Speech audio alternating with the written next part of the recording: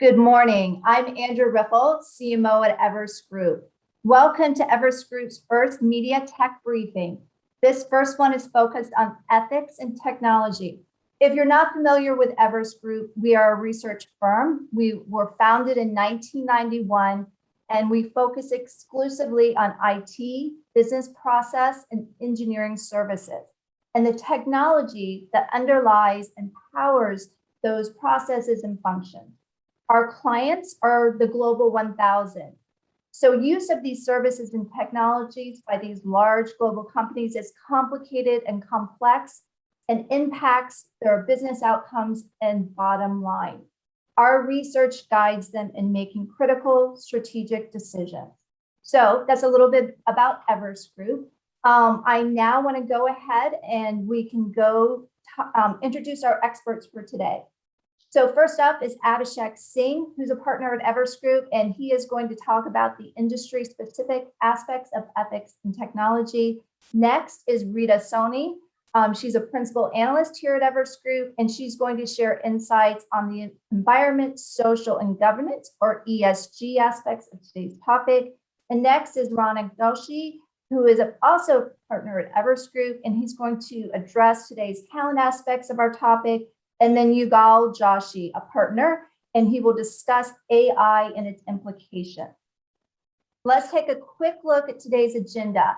The first topic will be intelligence and trust, and we'll discuss the risks that AI poses if applied incorrectly. Next, as you can see, the topic will be people and change. As we all know, technology is dramatically changing working models and organizational models, and we'll address those implications. Next is ESG and tech, and Rita will talk about the role tech can play in helping companies achieve ESG goals, as well as how the tech industry needs to grow responsibly. And finally, Abhishek will discuss the industry-specific disruptions and how these industries adapted to the pandemic, and also how the pandemic created opportunities for them.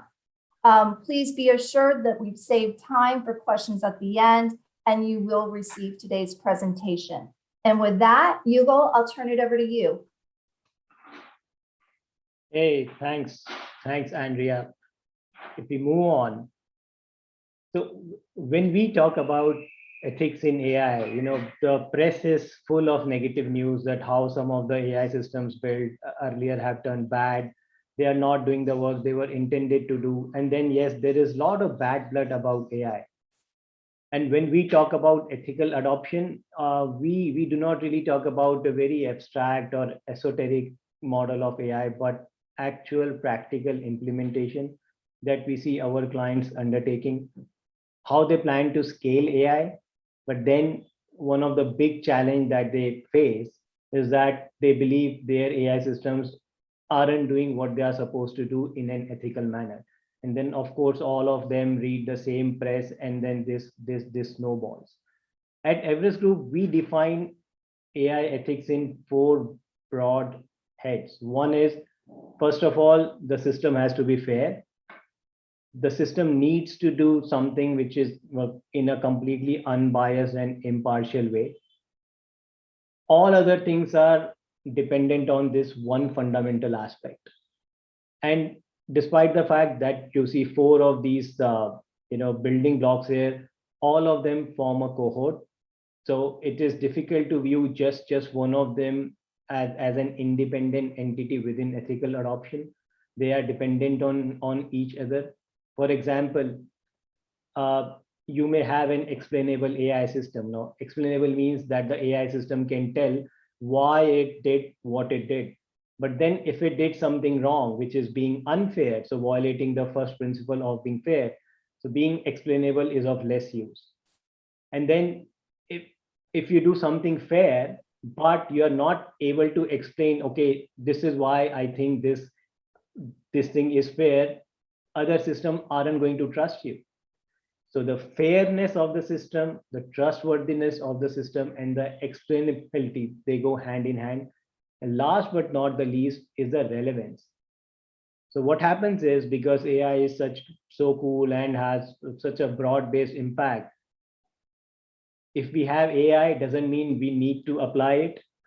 And unlike traditional systems, AI systems need to be governed and they need to be reviewed. So it is less about, okay, I have AI now, I'm done with it. But then the relevancy aspect kicks in that, okay, whether this is the right use case to adopt AI, was this the right use case? Is the use case continuing to drive business value that we thought of? If not, what should we do? So that review cycle has to be there. If you move on, so I'll ask my friend Abhishek to chime in here, because he works a lot on this data sensitivity aspect of AI, what he has been seeing in his client base. Abhishek? Sure, because this is one of the most debated aspects, as Yugali rightly pointed out. The question of if we institutionalize artificial intelligence, how does that augment the human biases, stereotypes, etc., or does it solve for them? And that's a question that we see clients asking us in different settings, whether it is specific industries that we end up working with, or in specific geographic context also, because when we are talking about some of these aspects of trustworthiness, being explainable, the context aspect is as much important as the algorithms and the technology base that we are talking about. Because in many ways, when we use the term artificial intelligence, we tend to use it as an umbrella term without putting enough impetus or understanding about what lies underneath when different industries, different geographies, different individuals, how do they want to really treat the availability of democratized artificial intelligence in their own context. So that's what we are picking up. And beyond the conceptual elements of all these four elements that we are talking about is the question of how to make this practical, how to define the metrics, how to define the terms that will help achieve objectives in each of the four buckets that Yugal just touched upon. Yeah, and I think as it is said, right, it takes a village to raise a child. If you see in AI adoption or ethical AI adoption, we need to have involvement of the entire organization. So it's not a one and done initiative of a specific team. You need senior level involvement for analyzing whether the adoption is right. And then you need, of course, the engineering team, the data science team, data strategy team, and then the operations team, which is going to optimize those AI models, which is going to govern whether these models are degrading over a period of time or not. So net of it, a lot of these moving parts have to come together to build an ethical AI solution. Go ahead.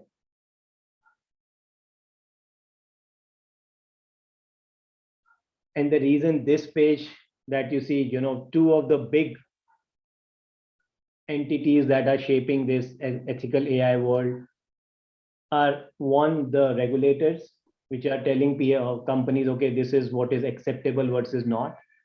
And then the technology vendors. And we track all of these technology vendors in our research, what they are doing from an ethical AI adoption point of view. And as you see, pretty much all of those large tech, big tech vendors have come out with some type of offerings around ethical AI adoption. And one of the key reasons is that the governments across the world are awakening to the fact that there needs to be some guardrails. There needs to be some regulation that the adoption of AI needs to follow, and we are closely tracking it. Go ahead. And we did this research on around 230 industry use cases. Eventually we realized ethics are non-compromisable. I mean, you cannot have more ethics and less. But the fact of the matter is building an ethical AI solution is expensive.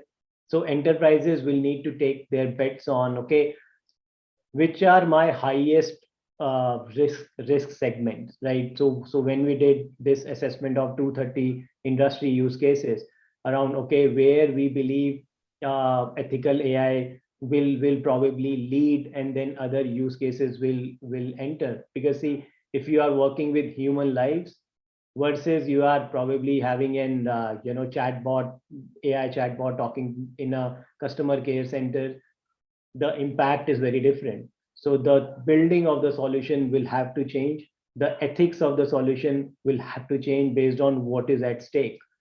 With that, I will hand it over to my colleague, Ronak, to take us through some of the talent aspect. Hey, thanks, Yugal. And again, I think very fascinating to hear the kind of AI issues. And again, one of the things we hear from clients is for building these AI systems, and you need the right people mix. And again, I think that's kind of a good segue to talk about talent issues. I think one of the interesting data points that we're getting from our research with our clients is that there is a massive talent shortage when it comes to a lot of engineering, IT, digital data related skills. And again, this shortage is I kind of getting greatly amplified with what we are seeing in terms of the great resignation themes that we are seeing, right? Heightened attrition. A lot of people kind of trying to kind of look at this aspect from different aspects, different perspectives. But one of the things we are seeing is there is actual shortage of qualified applications and people with those requisite skills. The nature of the skills that are in demand today are very different than the ones that were there for 3 or 4 years ago. So there is new skills that are in demand, and that shift of the engineering population to these new skills is one of the bigger challenge that we are seeing. In addition to that, it's not just about having the right skills in the right place, but it's also about having them to be ready in terms of deployable for projects. And I think these are challenges which we are seeing. Our clients are now thinking that this is not just a near time urgent issue, but it's a persistent longer time issue where this demand for technology talent is scaling really high. But at the same time, we are seeing that the supply is not able to catch up, right, in terms of the right skills in the right place. So again, that becomes a big issue. And if you move to the next page, what we are seeing is every aspect of workforce development and is kind of getting reevaluated, which is what skills do we need, where do we find them, what's the right model to work with them, what's the demand supply equation to each of these, and how do we kind of bring all of these together, and then what's the right people strategy, right? How do we create a very purpose driven organization that is creating the right value proposition to attract employees, to retain them, right? And again, to continuously invest in people so that they get the right skills over a period of time. And we are seeing a lot of technology being used to manage this, which is around how do you optimize work? How do we, use data analytics to power this? And how do we drive productivity of the workforce? So every aspect of workforce development and management is getting reevaluated. And again, this future of work strategy is shaping up how we think about it. And if we move to the next slide, this is where we talk about this. I think this is one of the central aspects of what we are seeing in terms of how do we create that employee value proposition.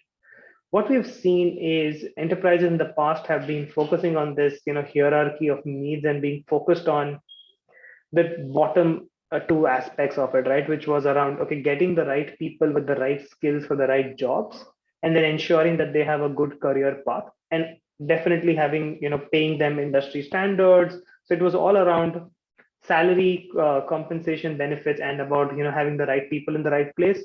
But what we are seeing is the new generation of, employees entering the workforce.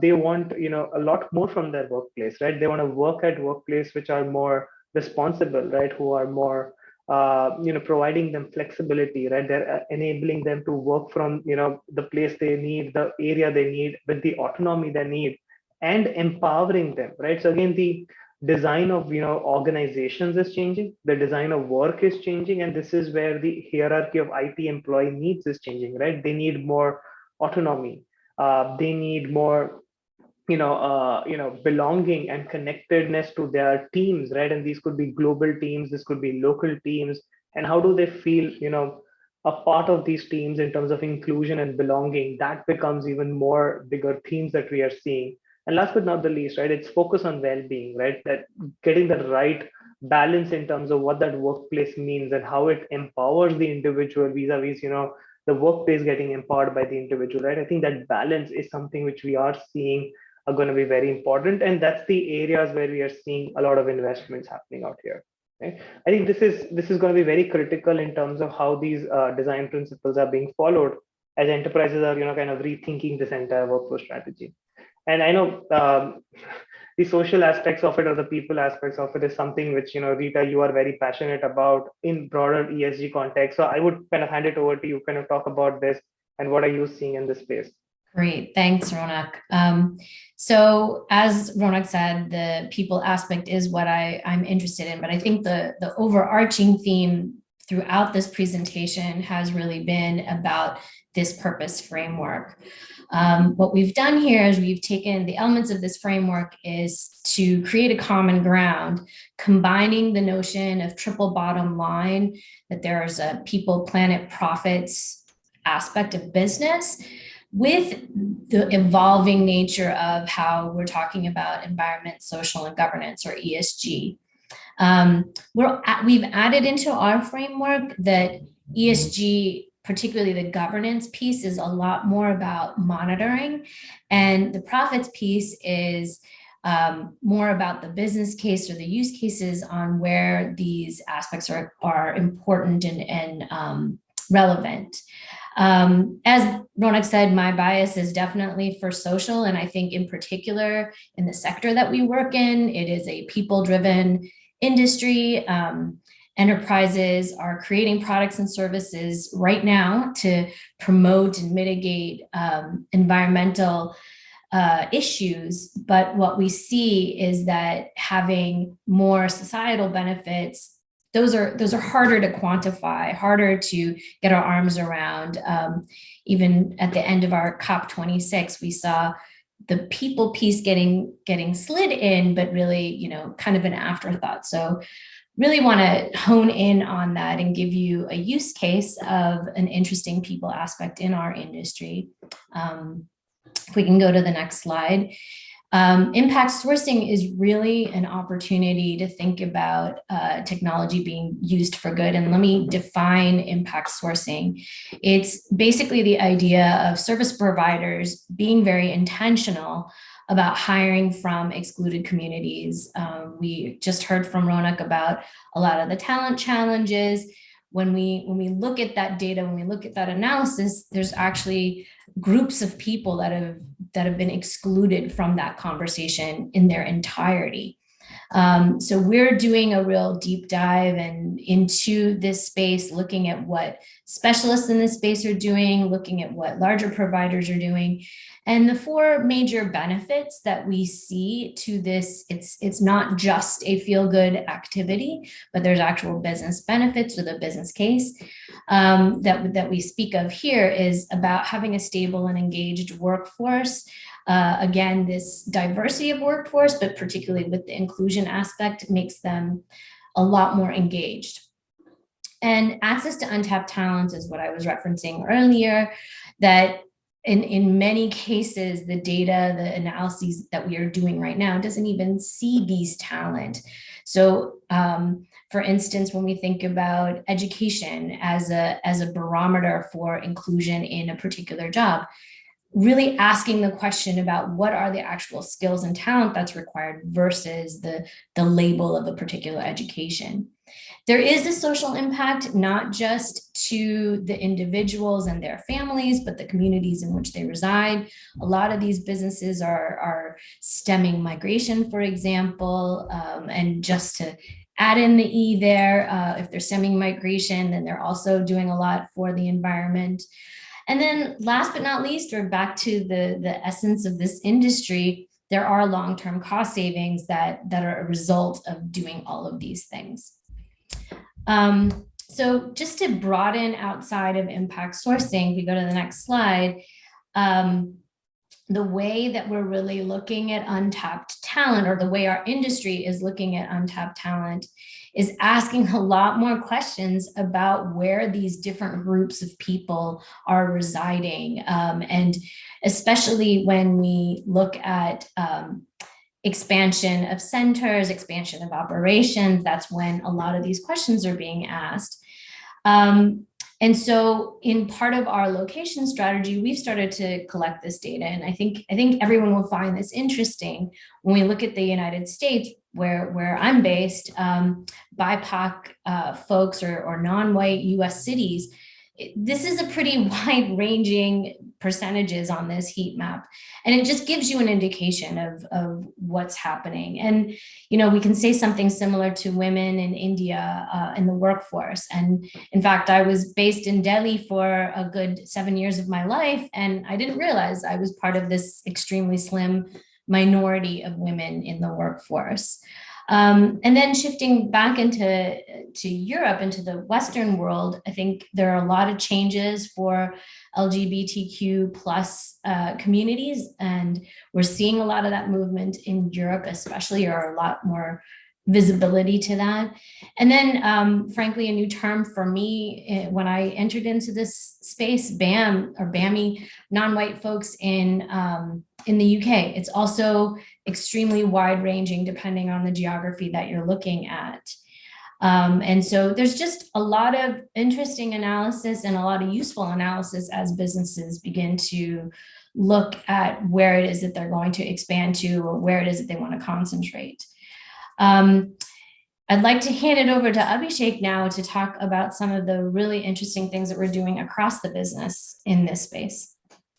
Thank you, Rita. And it's kind of enthralling how data can give us a picture around even things as considered as abstract as ethics, or how we are talking about inclusion and diversity. I mean, the slide that you were just presenting was quite enlightening in that sense.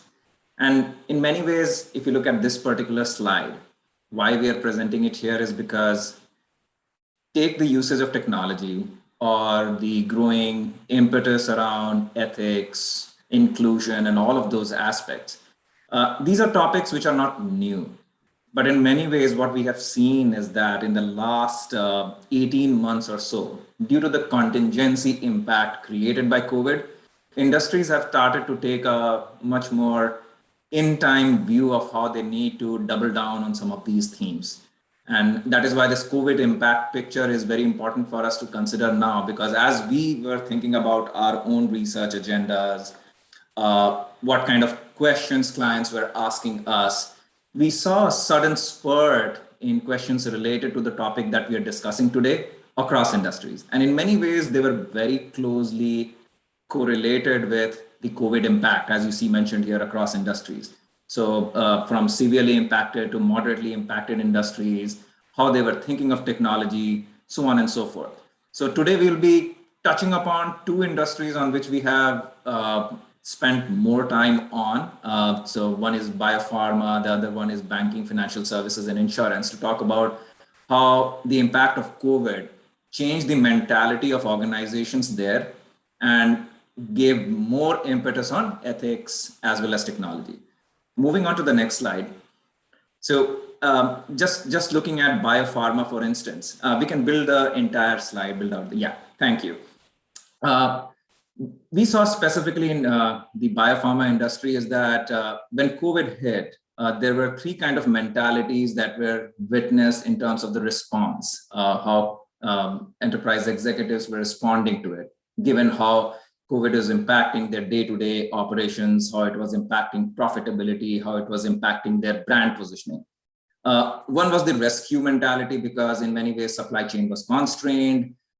Productivity was a question that was getting asked not only from the street, but from customers.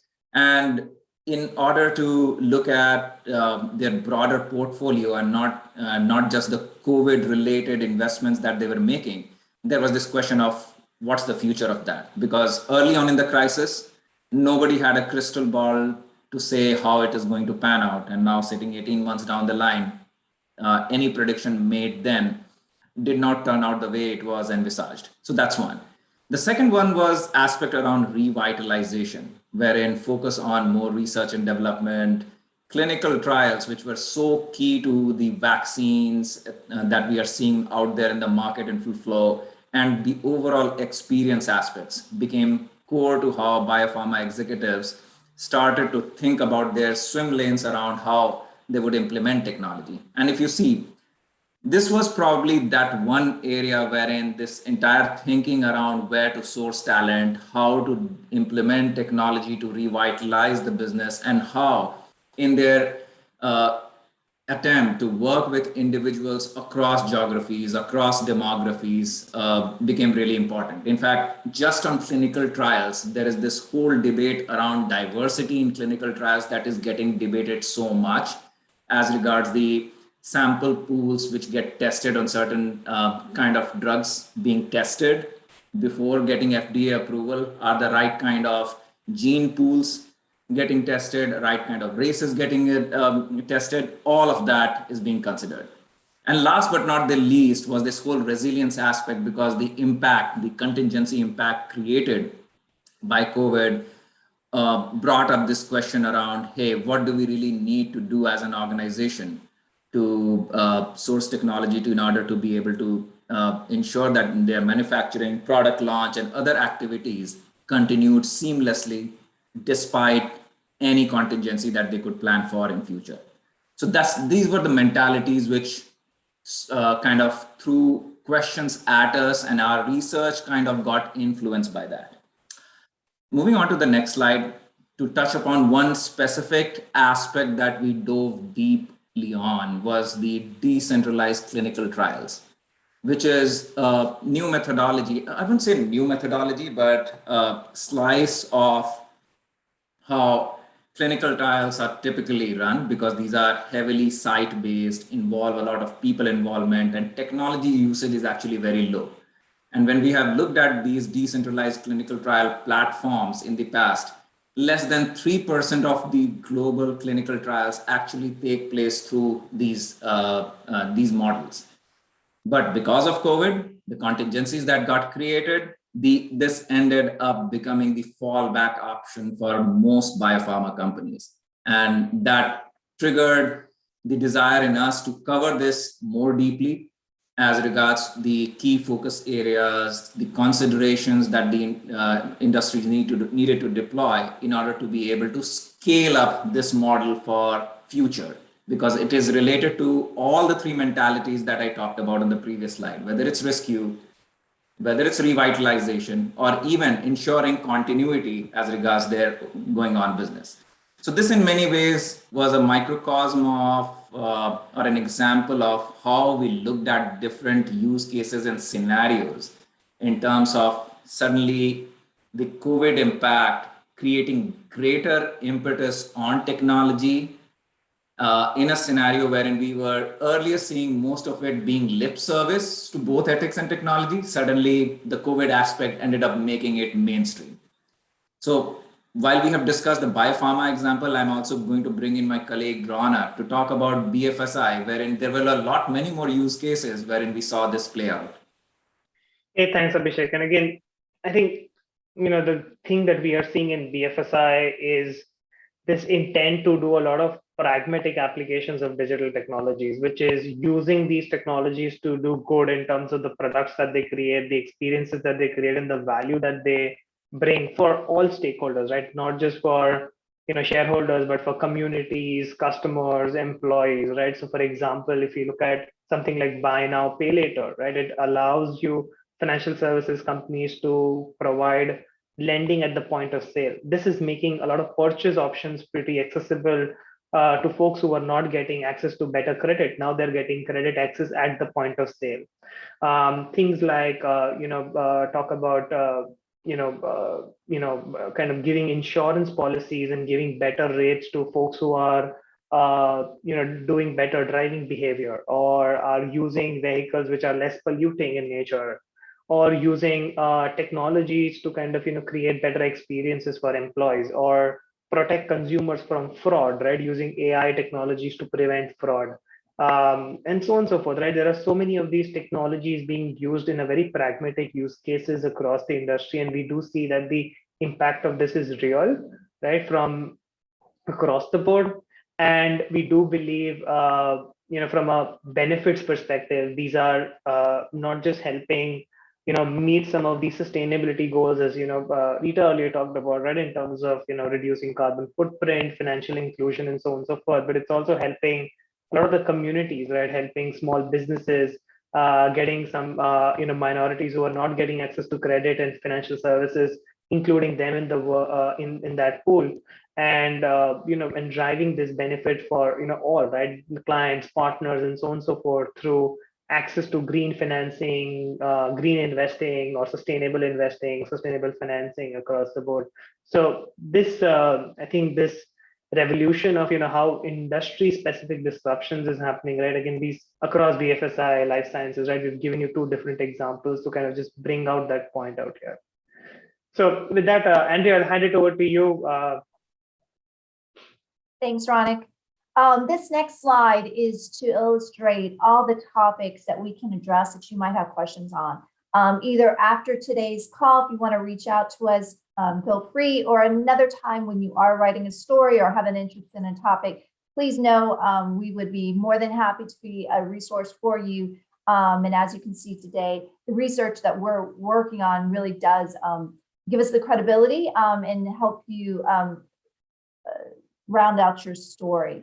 And so the next slide, I just want to share that contact information. So please feel free to reach out to me, Andrea, or Jennifer Fowler, who is our PR agency contact. Either one of us would be more than happy to help you. Just a reminder that we will send the deck to all attendees today, so you can look for that. But with that, we want to wrap up, but I want to thank Ronak, Abhishek, Rita, and Yuval for the insights you shared today. I think it was very helpful and very useful illustrations. So thank you, everybody. Thank you for joining. Bye-bye. Thank you. Thank you.